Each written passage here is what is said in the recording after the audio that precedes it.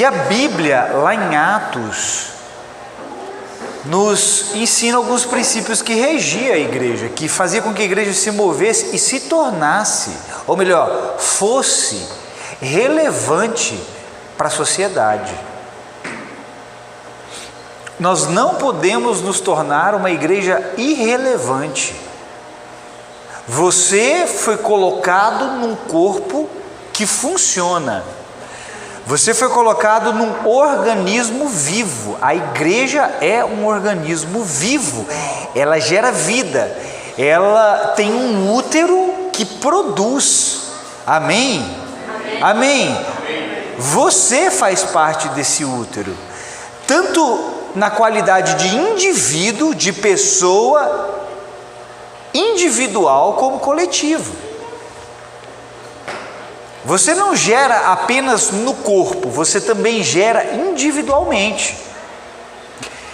E é isso que dá razão à igreja de ser. A igreja, ela é chamada para frutificar, para produzir. O reino de Deus, ele frutifica, ele gera alguma coisa. E nós precisamos ser relevantes, porque a igreja foi chamada para ser relevante. O que é ser relevante? É fazer a diferença como tal. E nós vamos entender que para fazermos a diferença como tal, lá de fora, existe, lembra que eu ministrei quarta-feira? Sempre um antes. Quem lembra? Vocês lembram? O pastor Cícero, o Pedro não estava aqui, o Fábio não estava. Eu até falei de ministrar essa palavra hoje, né? Mas nós vamos para outro caminho. Mas antes de nós sermos relevantes lá de fora, tem um antes disso. A sua relevância, querido, lá do lado de fora, porque o que é igreja? A palavra igreja vem de eclésia. Eclésia significa chamados para fora. Você aprendeu que igreja é estar aqui dentro. Isso tem o seu valor, tem a sua importância, porque estarmos reunidos gera um estímulo e produz algo em nós. Mas igreja, a sua essência é chamada para ser do lado de fora. Só que antes de ser do lado de fora, você precisa se encontrar pelo lado de dentro. Amém? Amém. Deixa aí aberta aí em Atos. Eu não falei o versículo não, né? Só falei o capítulo. Capítulo 2, nós vamos ler o verso 42, mas não agora. Então, uma igreja relevante, ela começa funcionando primeiro no seu íntimo. Olha para mim. Ninguém de cabeça baixa. Se você quer fazer a diferença na sociedade, porque é lá na sociedade que você é chamado para fazer diferença, essa diferença vai ser feita primeiro no seu íntimo, começa dentro de você. Quando começa dentro de você, no seu íntimo, isso vai alcançar um outro lugar antes de sair para fora ainda, que é a sua casa. Primeiro você se torna relevante no seu íntimo, aí depois de se tornar relevante no seu íntimo, você começa a alcançar a sua casa, e depois da sua casa você alcança fora dela. O negócio é que a gente quer mostrar para os outros que nós somos lá de fora, mas querido, quem te conhece é quem convive com você.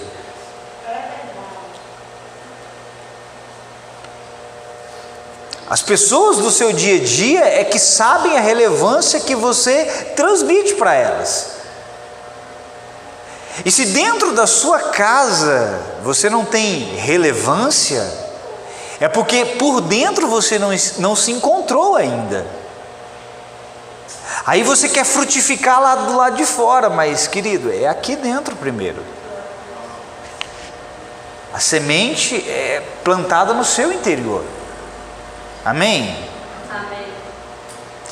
E a igreja que não funciona dessa forma, sendo relevante no seu íntimo e dentro da sua casa, ela não tem poder para transformar a sociedade. Você parou, acho que a maioria aqui nunca parou para pensar nisso. Se nós não tivermos relevância, o que é ter relevância? É ter peso espiritual, é ter, sabe, virtudes dentro de você que te habilitam para fazer a diferença lá de fora. Nós fomos investidos de autoridade e poder. Para quê? Para ficar só aqui dentro? Isso precisa ser emitido e transmitido lá para fora. Amém? Então, veja, interiores saudáveis significa casas saudáveis, que significa igreja saudável, que significa sociedade transformada. Não adianta, querido, você querer fazer alguma coisa lá de fora, se não começar aqui de dentro. Vamos repetir isso? Diga assim: interior saudável, casa saudável. Mais forte, diga: casa saudável, igreja saudável. Igreja saudável, sociedade transformada. Amém? Aí, querido, quando você é diferente, as pessoas vão notar a sua diferença. Elas vão notar a sua relevância, vão procurar você porque vê em você algo que não vê em outras pessoas. Às vezes vão até deixar de procurar você porque vê em você o que não vê em outras pessoas. Nós estamos chegando numa época, num período, aonde os que têm preço se venderão. Por quê? Porque eles não têm relevância para as pessoas lá de fora. A época da política é a época onde as pessoas mais se vendem. Por quê? Porque as pessoas lá de fora olham para os cristãos e sabem que elas são pessoas vendíveis ou compráveis, negociáveis. Essas pessoas olham para nós e falam: não, isso aí não tem valor algum, então eu posso dar um preço nele e ele vai se vender. Que relevância alguém assim tem para a sociedade? Então, às vezes as pessoas não vão nem procurar você, porque ao olhar para você ele vai dizer assim: não, esse fulano aí não se vende não, esse aí não é igual aquele ali não, eu não posso nem chegar perto dele para sequer cogitar a possibilidade de comprá-lo. Porque você, para as pessoas lá de fora, tem um peso espiritual. Eu não estou falando de uma imagem de evangélico, eu estou falando de uma realidade que você carrega no seu interior, que diante das pessoas te qualificam como tal. Amém? Então, querido, o nosso problema, ou o problema de tudo, sempre esteve no fundamento. Preste atenção. O problema de... Eita, fiquei aqui, aleluia. Tá saindo som aí? Tá? Não? Parou? Vixe. Então o problema de tudo sempre esteve no fundamento. O que sustenta você por dentro? O que constrói você por dentro? Querido, nenhum edifício e nenhum tipo de construção permanece em pé por muito tempo se o fundamento for errado. E uma igreja relevante é uma igreja que está fundamentada. Fundamentada onde? Fundamentada na palavra. Nós vamos ler aqui, que eu pedi para você abrir, em Atos 2, verso 42. Nós vamos ler aqui o texto agora. Só que quando nós olhamos lá para a igreja do início, olha aqui para mim. A igreja do início, você não vai ver ela cultuando em templos luxuosos, porque o fundamento dela não era obras feitas por mãos humanas. Ainda que lá em Atos diz que o povo cultuava nos templos, mas também cultuava nas casas, você não vai ver a igreja lá do início em templos luxuosos, mas você vai ver a igreja lá do início em casas gloriosas. Por quê? Porque a glória de Deus, antes de vir sobre a casa, vinha especificamente sobre cada indivíduo. Cada indivíduo estava batizado no seu interior com a glória de Deus. Cada indivíduo estava no seu interior carregado com a palavra de Deus, fundamentado com a palavra de Deus. Eram homens e mulheres que não se vendiam, não se negociavam. Homens e mulheres de princípios. Eles estavam fundamentados, e a Bíblia diz em Efésios 2:20 que a igreja foi fundamentada, foi construída, edificada no fundamento dos apóstolos e profetas. Eles não tinham isso aqui, irmão. O que eles tinham era o Pentateuco, a Torá, o livro de Moisés, os Salmos e mais algum outro escrito. Eles não tinham essa coleção de livros que nós temos. E eles viviam muito mais intensamente e eram muito mais relevantes do que nós somos hoje. Por quê? Porque eles viveram fundamentados num lugar. Um lugar esse no qual nós não nos importamos tanto em viver, que é a palavra de Deus. Amém? Vamos ler aqui Atos 2:42. Eu quero que você observe alguns princípios praticados pela igreja do início. Diz assim no verso 42: todos se dedicavam de coração ao ensino dos apóstolos, à comunhão, ao partir do pão e à oração. Só aqui nós temos 4 princípios, não eram apenas esses que a igreja estava fundamentada. Ela estava fundamentada em muitos outros, mas eu quero destacar esses 4 princípios aqui, amém? O viver desses irmãos estava fundamentado no ensino ou doutrina que os apóstolos e profetas transmitiam para eles. E aqui está o que fazia com que essa igreja fosse relevante para aquele tempo.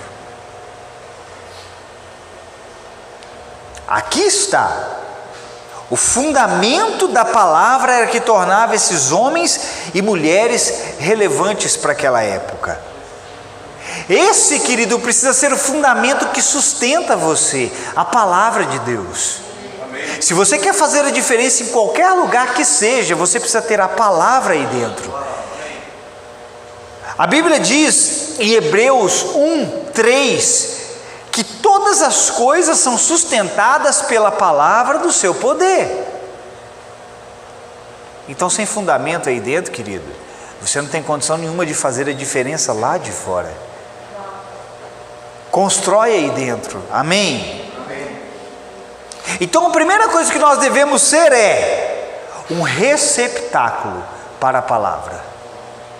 É a primeira coisa que você tem que se preocupar, querido, em ser um receptáculo para a palavra. Pastor, o que é isso? O que é ser um receptáculo? É ser um local, um lugar onde você armazena a palavra de Deus. Você é um vaso de barro, mas tem dentro de si um tesouro precioso. Então você é um receptáculo para a palavra. Você é um local de armazenagem da palavra. Só que, querido, a palavra ela não é só armazenada em você, ela também é liberada através de você. Deus não só quer te encher, Deus quer também fluir através de você. E você, querido, pode tirar do seu interior coisas boas e coisas ruins. Pode ou não pode? Você sabe o que tem tirado, tem saído do seu interior. Depende do que você está armazenando aí dentro, é o que está saindo. E dependendo do que está aí dentro de você, isso é relevante ou não para as pessoas. Você tem que aprender a se julgar e a analisar o que é relevante para as pessoas. O que está entrando no seu interior? O que está sendo a base do seu crescimento? Porque o que está crescendo você, o que está fazendo você crescer, pode ter certeza de uma coisa: vai fazer com que os outros também cresçam. O que está entrando de ruim em você, pode ter certeza, as pessoas também vão receber. Não se engane. Você recebe tanto coisas boas quanto coisas ruins. E vai sair de você tanto o que é bom quanto aquilo que é ruim. Sabe, eu fico observando a influência que as pessoas elas podem ter sobre as outras. Você não tem noção da influência que pode ter sobre as pessoas. E uma pessoa que consegue influenciar outras, elas têm a capacidade de levar as outras a fazerem exatamente aquilo que elas estão fazendo. Agora pensa, se você é uma boa influência ou se você está sendo uma má influência. Você já parou para pensar a quantidade de pessoas que você pode estar influenciando, positiva ou negativamente? E essa influência, queridos, sempre vai expressar aquilo que está dentro de si. Sempre. O que você está armazenando é também aquilo que está influenciando as pessoas. Hoje nós temos aquele... Eu vou pegar leve para vocês não ficarem ofendidos. Mas hoje nós temos aquele TikTok, né? O trem do Satanás. O cidadão que criou o TikTok, esse cara, ou ele é muito inteligente, ou sei lá. Alguém conhece o criador do TikTok? Não. Mas uma ferramenta que aquela pessoa criou influencia milhões, talvez bilhões de pessoas.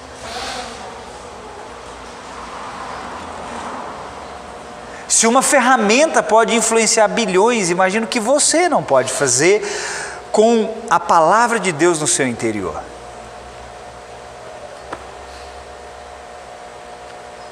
Imagina, olha só, nem o ser humano na face da terra alcançou mais pessoas do que Jesus.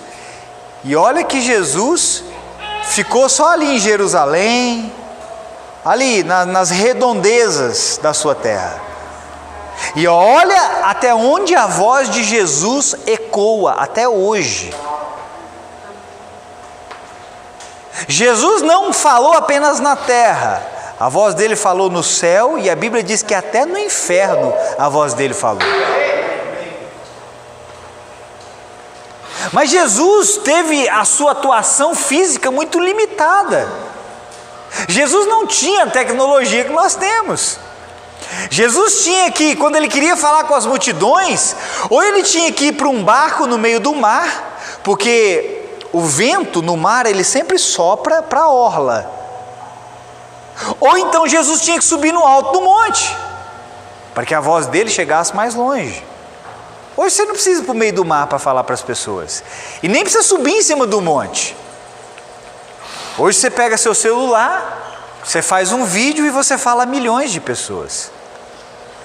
Agora, a questão é, não é só você falar a milhões de pessoas, é o que está saindo do seu interior. E o que está saindo do seu interior pode ser ou não ser relevante para as pessoas. E o que vai ditar isso é se você está fundamentado ou não com a palavra de Deus no seu interior.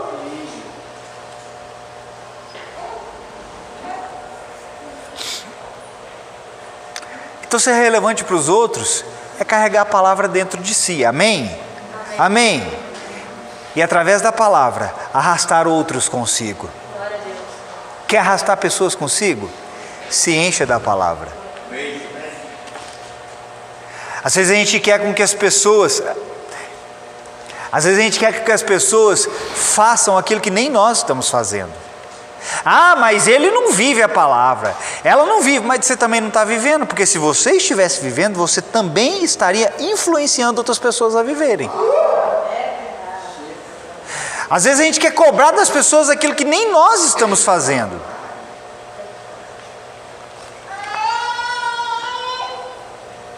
Amém?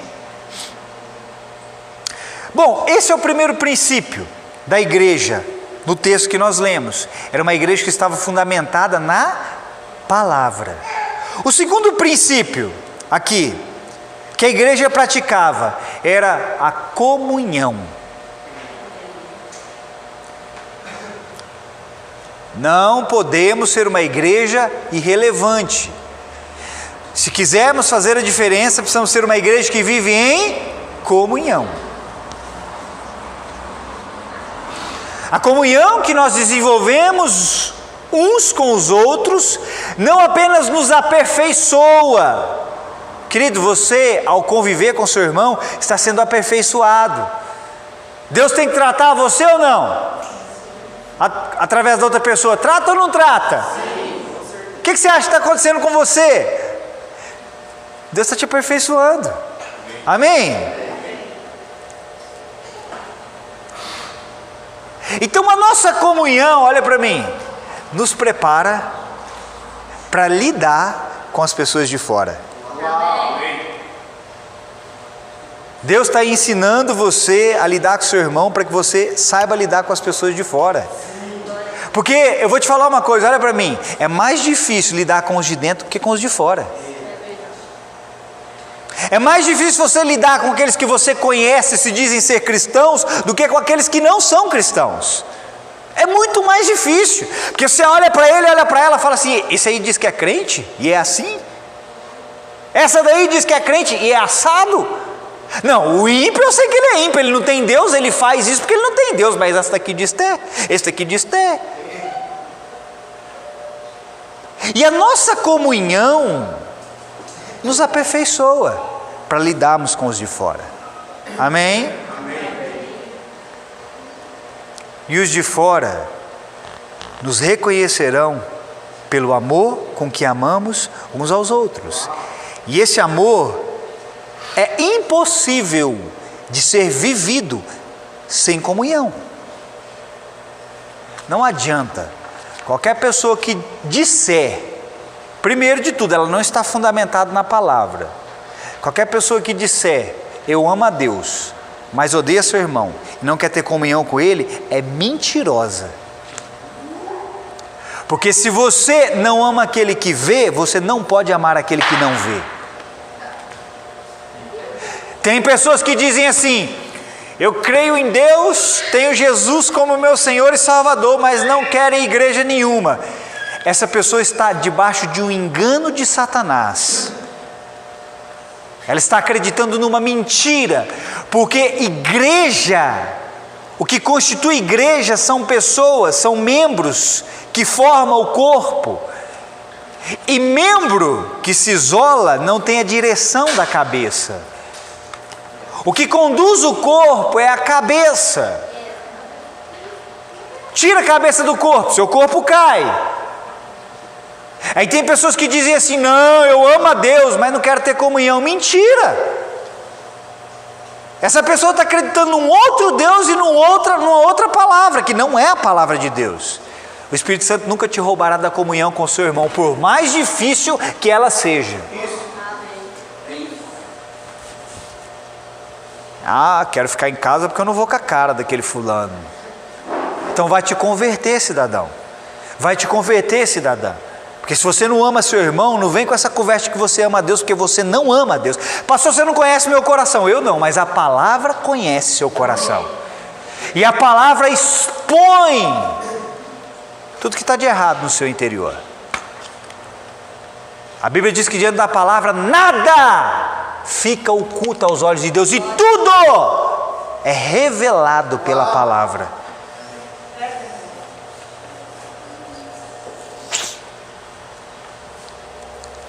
Por isso, querido, se nós nos mordemos e devoramos uns aos outros, nós nunca seremos relevantes para as pessoas de fora.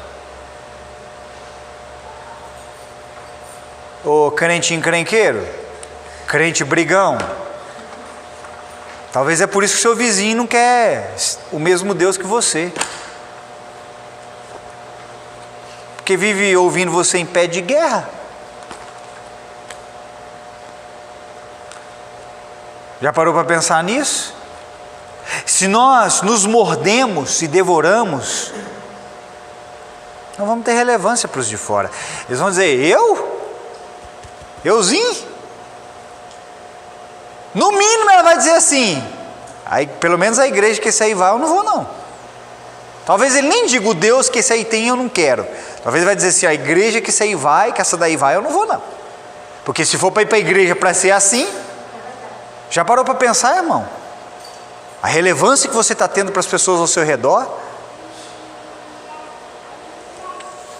O terceiro princípio, aqui que a igreja praticava, era o partir do pão. Pega essa. Isso não fala apenas de comer juntos. Quem gosta de comer junto um com o outro? É bom, não é? Só que aqui não fala apenas de comer junto. O partir do pão fala também da generosidade de uns para com os outros. Aqui, quando eles se reuniam para partir o pão, não era só comer, porque havia entre eles pessoas que não tinham. Então, um supria a ausência, a carência do outro. A ponto da Bíblia dizer assim, que não tinha falta, que nenhum deles tinha falta de nada. Sabe por quê? Não é que não tinha necessidade, tinha, só que quando um via a necessidade, ele repartia com o outro, e ninguém tinha falta de nada. O partir do pão aqui fala de generosidade. E amado, preste atenção nisso. Aqui nós precisamos ter a nossa orelhinha puxada. Aqui eu vou puxar a sua orelha. Porque o que nós somos é para Ele. O que nós temos também é para Ele, mas também é para os outros. O que somos, somos para Ele. O que temos, temos para Ele, mas o que temos também é para os outros. A igreja praticava o princípio de repartir. Por quê? Porque viram esse princípio na vida de Jesus. Você tem e não reparte? Você tem e não é generoso? Que proveito existe em termos e não repartirmos? Não tem proveito nenhum. Porque quando você tem e não reparte, aquilo termina em você. Mas quando você tem e reparte, aquilo não termina em você, aquilo multiplica nas suas mãos. 5 pães e 2 peixes. Se aquele garotinho comesse aqueles 5 pães e 2 peixes, terminaria nele. Mas ele deu para quem multiplicaria. Qual é o princípio de você ter o que tem e não repartir? É por isso que nada multiplica na sua mão, porque você recebe e não reparte. Deus te dá e você é infiel no que Deus te dá.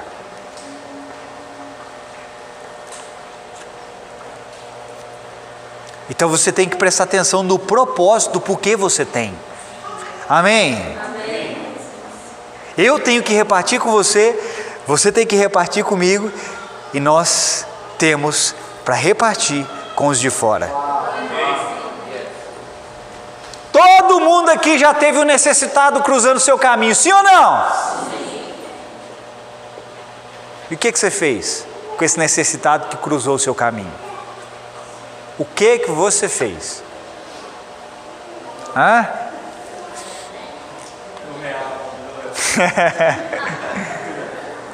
A igreja não é chamada para conquistar para si. A igreja é chamada para ter o que repartir. A gente só quer conquistar para nós. Amém? Aqui, vamos para o final. O outro princípio citado em Atos 2 é a oração, que foi o quarto princípio aqui. O que nós vamos dizer da oração? Querido, você, como todos os outros princípios, a oração não envolve apenas você. Esses princípios que a igreja praticava não envolvia apenas a igreja, isso era refletido exteriormente. A oração não envolve apenas você. Olha, amado, nós aprendemos a orar e não por quê. Nós aprendemos a orar para o quê, pastor? Para ter as coisas. Não aprendemos a orar por quê? Por que devorar? Você aprendeu a orar para ter carro, casa, dinheiro, emprego, o namorada, um monte de coisa. E você ora voltado para essas coisas. Mas você tem que começar a se perguntar: por que eu devo orar? Por que eu estou orando? E a oração era um princípio que a igreja praticava, que não era apenas para si, mas era refletido para os outros. Amém?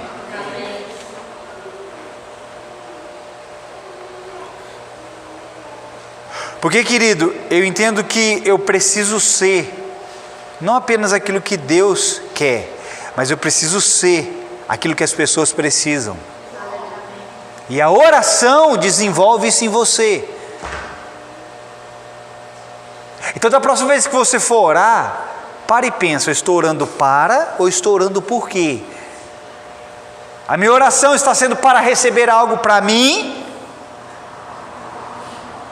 Ou a minha oração está sendo porque tem mais alguém precisando de mim? Amém? Nada do que Deus tem só envolve você. Diga assim: propósito. Diga mais forte: propósito. Não é, diga, não é apenas para mim. É para os outros.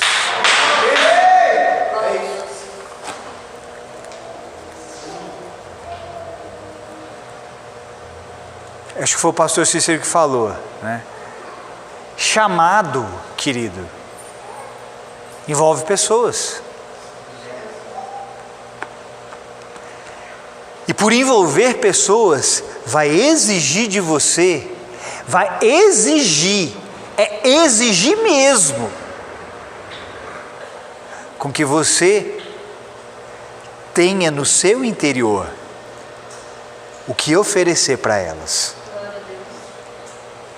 E elas só serão supridas e alimentadas e crescerão se o que estiver no seu interior for de fato relevante para elas. Senão, querido, não adianta nada. Você vai gerar um monte de pessoas irrelevantes. Jesus, certa vez, censurou os religiosos da época dele, os fariseus.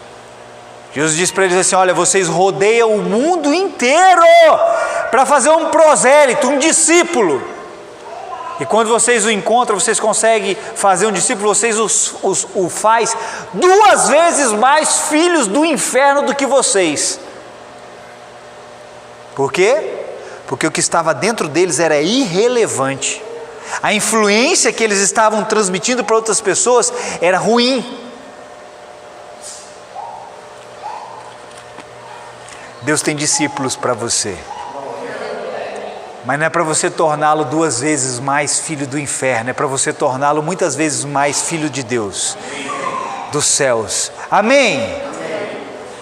Então guarde esses 4 princípios, porque nós precisamos nos tornar, amados, uma igreja que faz a diferença. Primeiro, aqui dentro, depois lá na sua casa. Aí você vai vir para cá, mas você vai fazer lá de fora também. Amém? Amém. Vão olhar para você e vão pensar 2 vezes em ver você como mais um no meio da multidão. Você não é mais um no meio da multidão, irmão. Amém? Você tem um selo. Esse selo te torna diferente, chamado Espírito Santo.